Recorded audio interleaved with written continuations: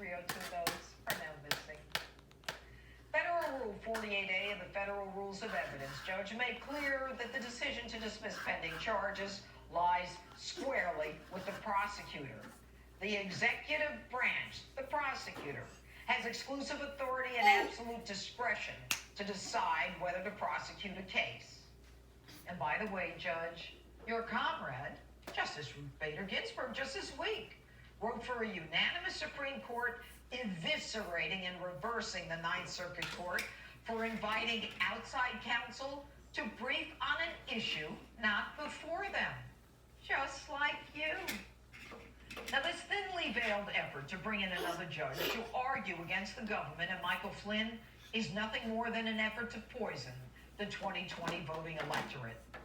Sullivan also wants to charge Flynn with perjury or lying for pleading guilty. Really?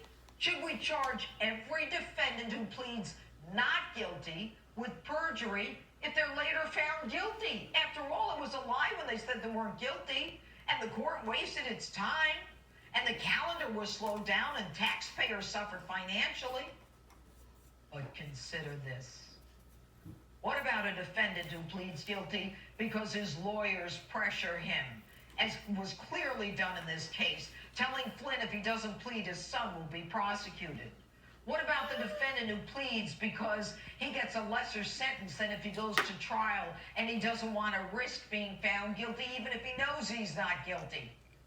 Consider where there's new DNA evidence, exculpatory evidence like here, where the prosecutor has hidden Brady material. Should all of these defendants be charged with perjury when exculpatory evidence comes forward? In Emmet Sullivan's world, there is no review. What's done is done. Damn the evidence and damn the innocent. And Judge, how are you going to prosecute Flynn? Will you walk into the executive branch from the judiciary and pick a prosecutor to your liking?